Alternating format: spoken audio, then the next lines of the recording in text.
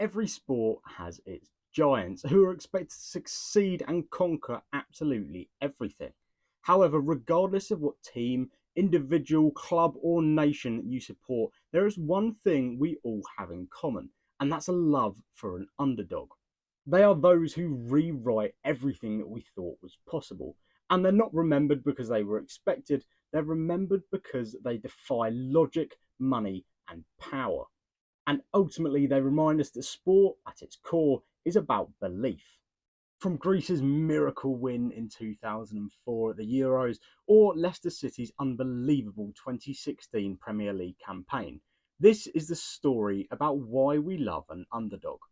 But before we get started, if you do like my content and want to see more weekly videos, please subscribe to the channel, give this one a like, and leave any comments on what content you think I should do in the future.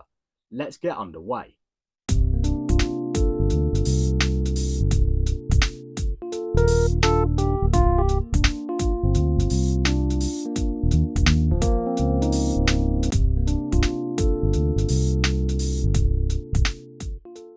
But before we look into some of sport's greatest underdog stories, let's find out what the underdog actually means. According to the Cambridge Dictionary, the definition of an underdog is a person or group of people with less power, money, etc. than the rest of society.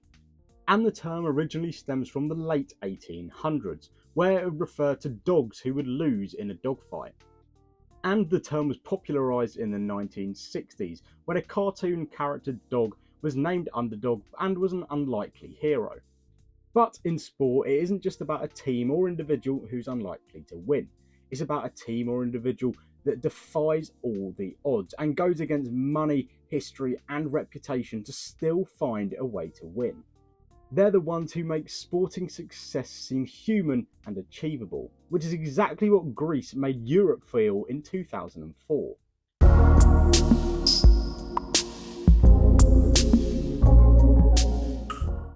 Going into the tournament in 2004, Greece were ranked 35th in the FIFA World Rankings. They had no expectation to succeed in the tournament and were labelled as a boring team to watch.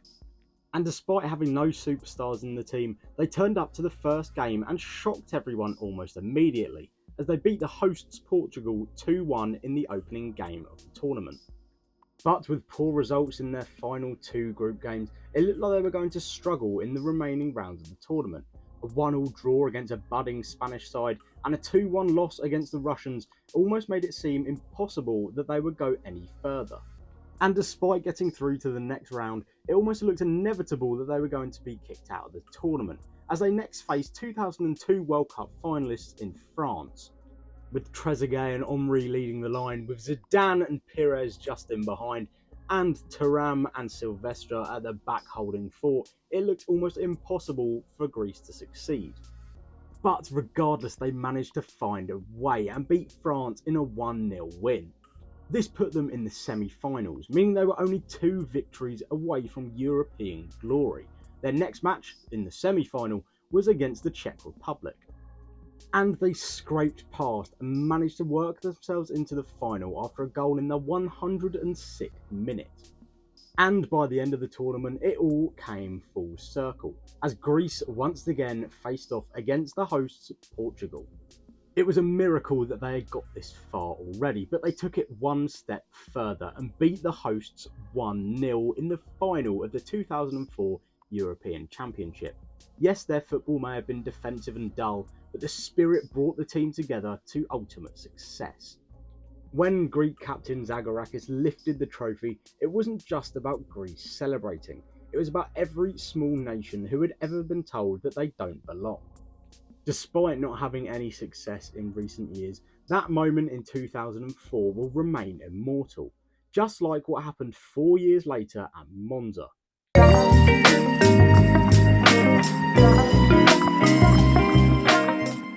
2008 was a sublime Formula One season where Lewis Hamilton won his first ever Drivers' Championship by just 1 point over Felipe Massa. However, it was at Monza that year that a new story was written. We may have had a surprise winner that year at Singapore with Fernando Alonso, but that's for another day. But we also had a storm that hit Monza in 2008. And it wasn't just the one that was coming to the track. It was a young German by the name of Sebastian Vettel. The weather for that weekend in Italy was torrid, and on a rain-soaked track, Sebastian Vettel in the sister team of Red Bull, Toro Rosso, managed to pull out a miracle and stuck his Toro Rosso on pole position. Stemming from the roots of Minardi, Toro Rosso were one of the poorest teams on the grid, and had just a fraction of the budget that the likes of Ferrari and McLaren had.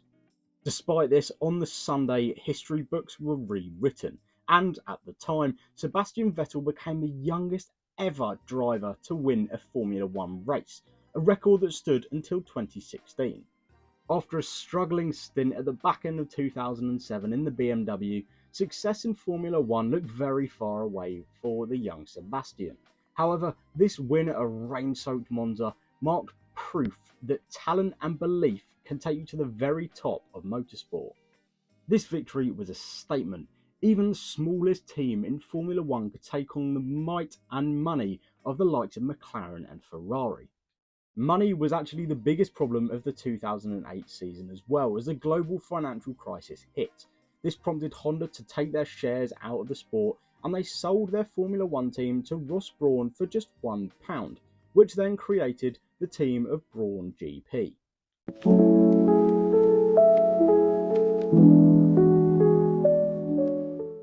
With Ross Brawn coming in and taking a hold of the team, the jobs that were once at risk were now thriving, and coming into the 2009 season, they looked to be nothing but backmarkers.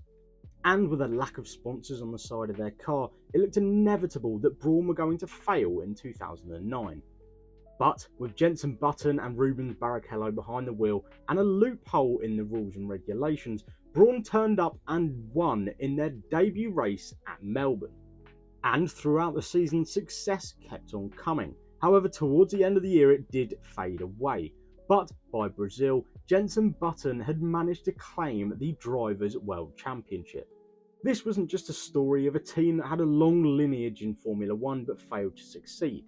It was about a team who came back from the dead, a resurrection of such, and they didn't just succeed, but they survived. Being drivers and constructors world champions in 2009 was something that no one could have seen coming for the Brawn GP team. In a world of corporate empires, Brawn GP were the team that dared to dream, and they managed to do the impossible, winning the drivers and constructors world championships in the 2009 season.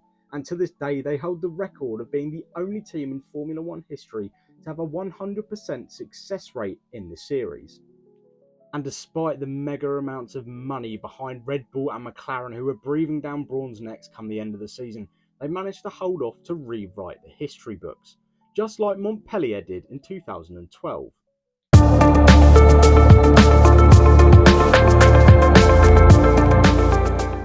PSG may now be one of the most famous football teams in the world. They've had stars such as Messi, Neymar and Mbappe play for them, but if you look even further back, the likes of Ronaldinho lit up the show in Paris. But it was 2012 where French football was revolutionised as the Qatari government came in and started backing Paris Saint-Germain. From then on, it looked inevitable that PSG were going to dominate French football for the rest of history. However, in their first attempt at the title, it was another team who took the lead. And then out of nowhere came Montpellier, a modest team with local players, a fiery coach and Olivier Giroud leading the line. Whilst PSG spent millions, Montpellier relied on belief and chemistry, and this somehow managed to take them all the way to lifting the title. And their title wasn't just a victory against money, it was a win for authenticity, for football before the billions. It was a David versus Goliath battle in the era of oil money, and David somehow managed to win. The season prior, Montpellier finished 14th in the league table, so the fact that they went on to win the league the following year was truly remarkable, and was something that was echoed in the Premier League in the 2015-16 season.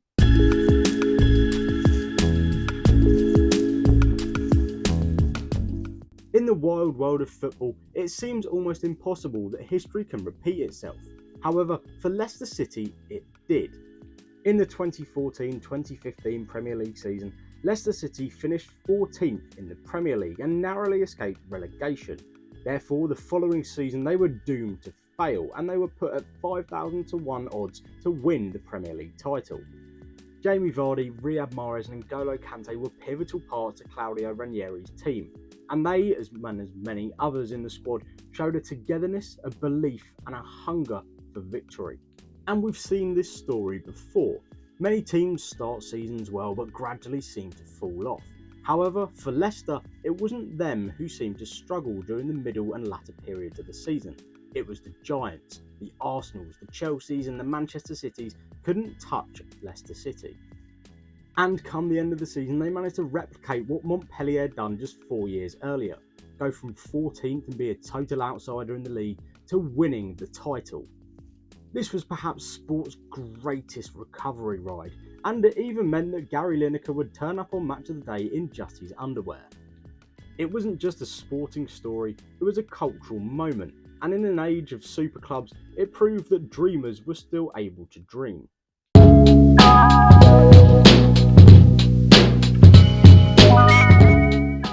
So, why is it that we love an underdog? Well, in the world of sports more specifically, only 1% make it to the very top and achieve everything that they set out to do. So, it's easy for us to resonate with those who might not quite succeed. By looking at all of the stories that I've told today, there is one thing that they all have in common. No matter if it's an individual or a team, one thing is for certain, and that is that they all have the heart and belief that they can win. The belief, the desire to work hard enough to combat the very elite in their sports.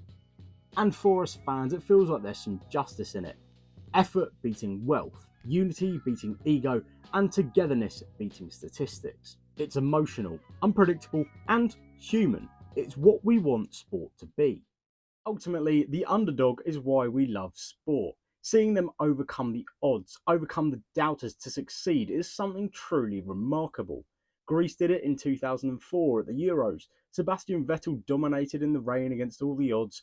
Brawn GP came back from the death. Montpellier somehow managed a title win, and the biggest footballing fairy tale of them all, Leicester winning the Premier League. We love the underdog because they make sport feel pure again, and they make the impossible seem possible. Giants may fall and leave a path for the underdog to rise through, but sometimes they stay the same and the underdog still manages to achieve the unachievable. If you have enjoyed this video today, please leave it a like and drop a comment on what underdog story you love most in the history of sport. And until next week, that is all for today.